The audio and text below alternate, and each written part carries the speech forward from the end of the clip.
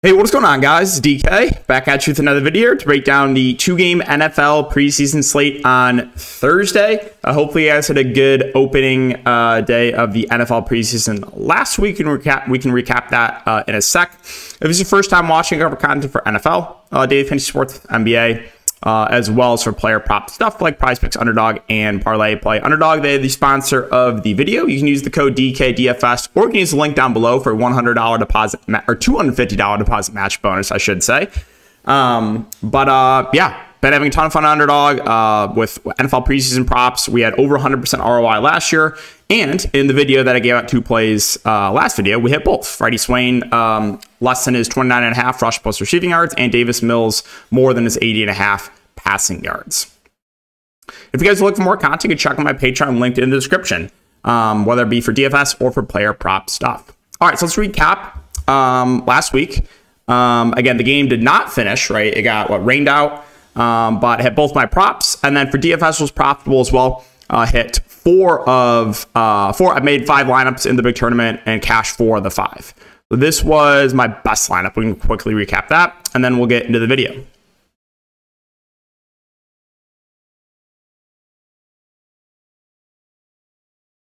All right, once it loads up.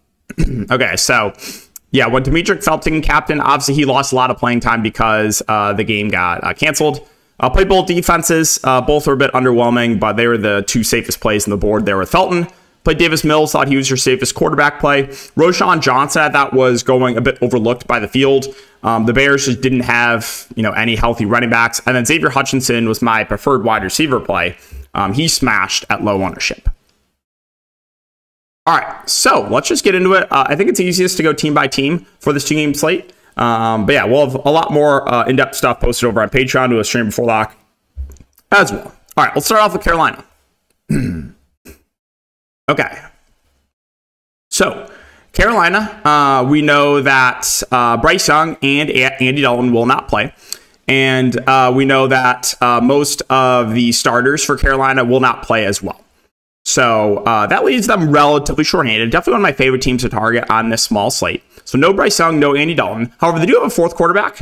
That's going to be Jake Luton. Now, they only signed him a few days ago, so I don't think he's going to play like a massive amount in this game, which just leaves Jack Plummer, who is confirmed starting in this game, rookie, and I'm expecting a lot of run from him. I would say at least a half, if not more. Now, the one downside I will say is he's not super mobile. We'll talk about a very mobile quarterback here in a bit on the Lions, who I like. But yeah, I think Jack Plummer is definitely one of your safer quarterback plays on the slate. Luton is not even playable. He's not even in the Draftkings player pool, so you can't even play him if you wanted to. Okay, let's move on to the running back position here for Carolina. So Jonathan Brooks is injured, right? And then you have the 2 guys that kind of split the running back duties last year in Chuba Hubbard and Miles Sanders. My guess is they get lumped into that group of starters that do not play. So I'm not expecting to see those guys. So that leaves Blackshear, Boone, and Sheridan. But you also have one more back on the roster. That's going to be Dylan Johnson, who is not in the player pool. So I think there's going to be 4 running backs that play, right? And Johnson signed about a week ago. But yeah, I think all 4 of these backs look relatively similar. The 3 backs that are playable, at least on DraftKings: Blackshear, Boone, Sheridan. Boone's been like a preseason monster throughout the years. He was on Denver for a bit. He was on Minnesota. He's good. Blackshear's solid pass catcher. So I think any of these Carolina running backs are solid. Again, I am only expecting 4 running backs to play here for Carolina. All right, so for wide receivers, Leggett is not going to be playing. Deontay Johnson, Adam Thielen should get grouped into the starters. Now, the question for me for Carolina is, well, what do they do with Marshall and Mingo, right? Do they get grouped into that group of guys that, the starters that do not play, or are they going to play a bit in this game? That I can't tell you. Now, if Mingo and Marshall get grouped into this, starting group and they don't play, then that leaves Carolina relatively shorthanded, right? You have Smith Marsette's been around for a bit. You have Tompkins. Coker's been making some good plays in training camp. So this team could be relatively shorthanded here if if Marshall and Mingo don't play. Strachan, he's been around for a bit. David Moore's a veteran, so yeah, we'll keep an eye on that news. That is pretty important. If Mingo and Marshall play, I don't like this receiving room as much. Okay, so let's move on to the tight end position. So Tommy Tremble, Ian Thomas, not expecting them to play. You do have the rookie Sanders, Jatavian Sanders, who probably will get first crack at the tight end position. And I think we'll definitely get some ownership on this 2-game slate. Tight end's always a tricky position to try to fill out in preseason, but I think he will get some work. They also do have some other guys that have been around for a while that are not currently listed on DraftKings. Like Jacob Hollister has been a preseason guy that has been around for a while. Horseshit as well. So they are relatively deep at this position. But yeah, I think Sanders will probably be the guy that gets the most opportunities there for Carolina. Let's talk about New England. So New England's probably my least favorite team to target. So here's the quote from Mayo. Everyone who is healthy enough to play in the game will play. And he specifically said that Drake May will play too.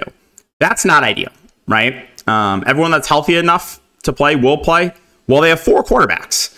You got Brissett, May, Milton, and Zappi. So if all 4 play, I think it's really hard to go there. I guess like if I was to play someone on New England, a quarterback, it probably would be Milton, or May, but I think it's pretty hard to get to any of these quarterbacks here for New England. Now the running back situation's a little bit different. So looking at New England and their running backs. So you got 5 running backs currently on the roster. Fenwick got waived a little bit ago. So you got Stevenson, Gibson, Kevin Harris, who's been around for, I think this is his 3rd year now. Jermichael Hasties, a vet. And then you got the rookie in Jennings. So I don't think we're going to see a ton of the starters, with Brissett and the backs and the starting wide receivers. So I don't have a ton of interest in Stevenson and Gibson, but I do think that Kevin Harris and Jennings are interesting. Again, Jermichael Hasties been around for a while, so I don't really know how much they need to see out of him. But I do think that Kevin Harris and Jennings are probably 2 of the safer running back plays on the slate, just because New England is shorthanded at running back. Wide receivers, a little bit of a different story, right? They have a ton of wide receivers. So we're not going to see Douglas or Kendrick Bourne in this game, but they still have a lot of guys, right? They still have a ton of guys in the wide receiver room. Polk and Baker are probably going to get some ownership, the 2 rookies here for New England. I think those guys are decent options, but again, you're going to see a lot of wide receivers play. Let's just count out how many I think are going to play in this game. So we're not going to see the top 2. So Polk 1, Osborne 2, Juju Smith 3, Baker 4, Rager 5, Thornton 6, Boutte 7, Baker 8, Wellis 9, Jackson 10. So 10 guys. That's not great. That's not great. Again, I think of these New England receivers, Polk and Baker probably getting the most ownership. If you want to take a shot on someone a little bit farther down the depth chart, I think like Boutte or Rager are fine. But again, pretty deep receiving room there for New England.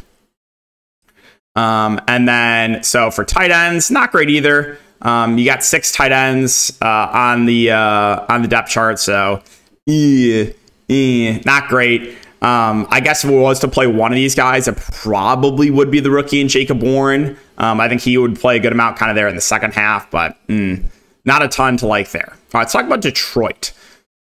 So Detroit's definitely one of my favorite teams to target. I'd say right up there with Carolina. So where do we have? Okay, so here's the quote from Dan Campbell. Says the players the Lions will be counting on during the regular season won't play in Thursday's preseason opener. And if they do, they won't play much. Young guys should get a lot of reps. So that's good to hear. We're not going to see Jared Goff. That leaves just Hayden Hooker and Nate Sudfeld. Now, Sudfeld played a lot last preseason, but that was who got banged up? It was Adrian Martinez, I believe, got injured early. So they just didn't have a lot of options at quarterback. So Sudfeld kind of just played a lot. But this is a game where I could see Hendon Hooker playing over a half. And maybe more, right? Maybe 3/4. And he is mobile. So I think he's right there with Plummer as one of the best quarterback plays on the slate. So I'm pretty high there on Hooker. Okay. Let's move on to the running back position here for the Lions. So we're not going to see Montgomery or Gibbs. I can almost guarantee you that. I don't think we see Craig Reynolds either. He's been on the roster now for a few years, special teams guy. I don't really see him playing much in a game like this. Now, there's 3 running backs left. However, they do have a 4th there too. And that's the rookie Sion Vaki. So you got Vaki, Knight, Jamar Jefferson, Jake Funk. Jefferson's been around the team for a bit, kind of practice squad player. I think any of those running backs are solid options. We know Boom Knight and Funk have been around for a bit as well. But yeah, I think any of those 3 running backs that are playable at Draftkings, at least Knight, Funk, Jefferson are fine. My guess is Jefferson probably gets the most work of that group, but that's just an educated guess there. Let's move on to the wide receiver position here for the Lions. So again, we're definitely not going to see Amon-Ra St. Brown or Jameson Williams. I doubt we see Khalif Raymond either. Would be pretty surprised about that. One thing to note, Darius Fountain, he's been playing really well. And he's been actually playing with the starters. So he could be one that gets grouped into the starters of, like, he might be too good to play in this game. So we'll keep an eye on the X's and X's there for the Lions. But yeah, I think there's a chance that Fountain does not play either. The Lions still do have a decent amount of wide receivers, right? You get Donovan Peoples-Jones, who's on the Browns last year. He's battling for a starting spot. There's a chance he could even get grouped into that, starting group as well. You do have some guys that played a lot for the Lions last year in the preseason. Green, Kennedy, Mo Alexander. I think those guys are all solid options. Would expect those guys to get a decent amount of work. Then you got some packing guys here as well.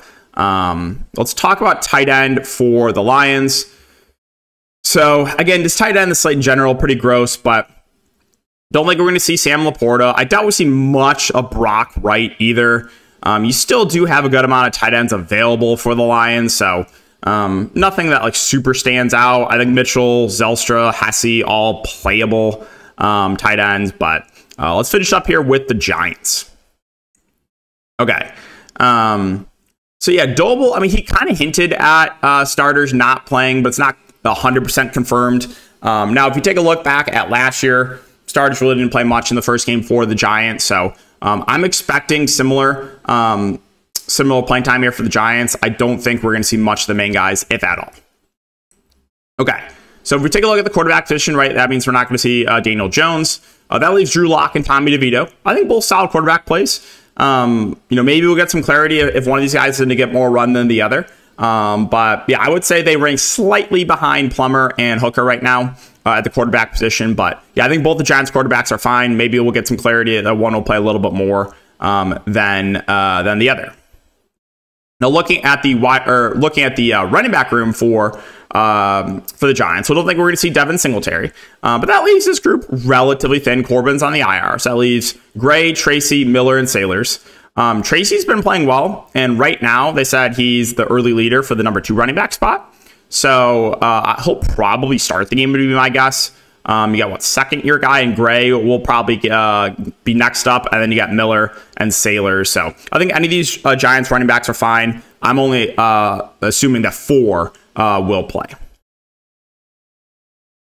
All right. So wide receiver position for the Giants. So I'm not expecting Neighbors, Slayton, Wendell Robinson, or Jalen Hyatt to play. I think any of those top 4 guys probably won't play. Isaiah Hodgins has been on the team now for a few years. I don't think he's going to play much. So this Giants wide receiver room could be relatively thin. I mean, you have a couple veterans here, right, with like Allen Robinson and Isaiah McKenzie. Both are kind of dusty, but I expect them to play some in this game. You got a special teams guy's been around for a while, Gunnar Ozakowski. Boykin's been around for a bit. Ford Wheaton got a little bit banged up, but I expect him to play. He did return to practice. But yeah, I mean, if all those guys that are out, let's just say the top 5 don't play, right? Neighbors, Slayton, Robinson, Hyatt, Hodgins, and then the veterans, how much are we going to see from McKenzie and Allen Robinson? Could leave them relatively shorthanded with like 5-6 guys there. So Giants wide receiver room could be shorthanded depending on exactly who is in and who is out. Okay, and then finally the tight end room for the Giants, right? So we're not expecting Daniel Bellinger to play. Now, Theo Johnson has played well according to the beat writers, but right now they have him listed as a 4-stringer, which is a little bit interesting. So I'm a little bit torn on what I want to do here. You know, is he too good to play in this game? Or are they going to want to see what he has and try to play him a lot? Because this Giants tight end room actually is relatively shorthanded. Cage is a little bit banged up. Stoll's a little bit banged up. So they could be pretty shorthanded. Like Chris Manhurst is just a veteran. I don't think he plays a ton. So like, let's just say that Bellinger, obviously we're not expecting Bellinger to play. Let's just say Stoll and Cage are out. I think Manhurst could play a little bit, but he's not really out there for pass catching. So that could just leave, you know, Johnson, Manhurst, and Tyree Jackson. So if that is the case, and those guys are the only guys active, then I think Johnson is a pretty solid tight end play. And then Tyree Jackson would even be playable as well. All right, guys. And the defenses, no real strong leans. You know, on which of these defenses I prefer. Obviously, I think targeting defense against, you know, mainly backups and third strings is a little bit safer than targeting defense against, you know, starters. So the one team that we're expecting some starters to play would be New England. So what, you know, Carolina's defense, maybe the riskiest, quote unquote, to target, but it's the preseason. I think all four of these defenses are playable. I don't really have any super strong leans on, you know, which defense I prefer. Okay, guys, so that's going to wrap it up for the video. Again, if you are looking for more content, I have a lot more posts on Patreon, linked in the description below. But thanks again for watching. If you do enjoy, just make sure to like, subscribe, and hit the notification bell. And we'll see you guys all in the next video.